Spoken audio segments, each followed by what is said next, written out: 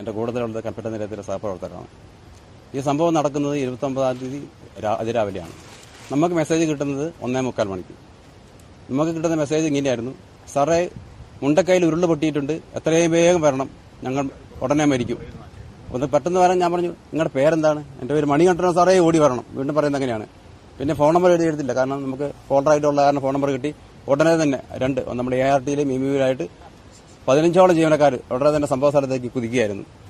പോയിരുന്ന വഴിക്ക് പോളിടെക്നിക്കിന്റെ അടുത്ത് ഒരു മരം വീണ് നടക്കുന്നു. ഏകദേശം അരമണിക്കൂറോളം എടുത്തു ആ മരം മുറിച്ച് മാറ്റാൻ. ആ മരം മുറിച്ച് മാറ്റിക്കൊണ്ടാണ് നമുക്ക് മറ്റ് സേനകൾക്കും എല്ലാവർക്കും ഈ ഒരു സ്ഥലത്തേക്ക് എത്താൻ കഴിഞ്ഞത്. നമ്മളിവിടെ എത്തുമ്പോഴുള്ള അവസ്ഥ എന്ന് വെച്ചാൽ കൂരിട്ട് അവിടുത്തെ വഴി നിറച്ചും ചെളിയാണ്, മുട്ടോളം ചെളിയാണ്. നമുക്ക് എന്ത് ചെയ്യണമെന്ന് അറിയാത്തൊരവസ്ഥ.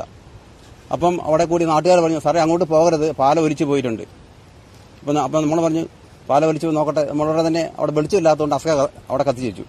അസ്ക കത്തിച്ച ശേഷം നമ്മൾ സാവകാശം നമ്മുടെ കയ്യിലുള്ള ടോർച്ചുമായിട്ട് ആ 2 റവന്യൂ ജീവനക്കാരും ആ സമയത്ത് 2 പോലീസുകാരും എത്തിയിരുന്നു. അവരെയും കൂട്ടി നമ്മൾ സെർച്ചിങ്ങിന് ഇറങ്ങിയാണ്.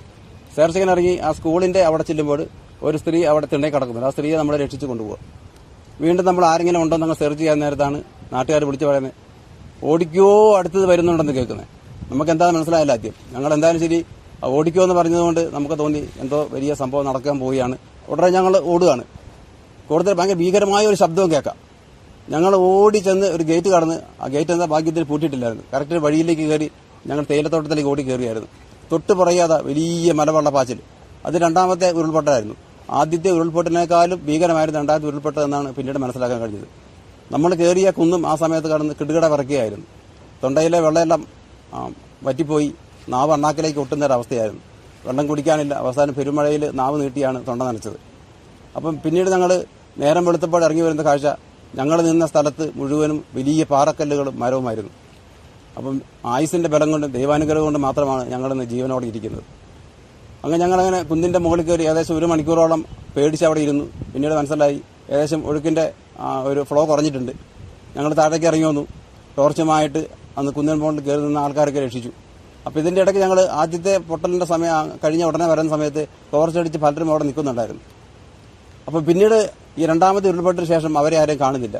അപ്പോഴാണ് മനസ്സിലായത് ആ ഉരുൾപൊട്ടിലാണ് അന്ന് ടോർച്ചടിച്ച് നിന്ന ആൾക്കാരൊക്കെ ഒഴുകിപ്പോയ സംഭവം. എന്താണെന്ന് ശരി, അത് മനസ്സിന് വളരെയധികം ആഘാതം ഉണ്ടാക്കിയിരുന്നു. ഈ ഒരു പേടിയിൽ ഞെട്ടലിൽ നിന്ന് മാറുന്നതിന് വേണ്ടി മണിക്കൂറുകൾ എടുത്തു. ഞങ്ങളുടെ പൾസൊക്കെ വല്ലാണ്ട് കൂടി. അത് ഒത്തിരി സമയത്തിന് ശേഷമാണ് ഒരു നോർമലാകാൻ കഴിഞ്ഞത്.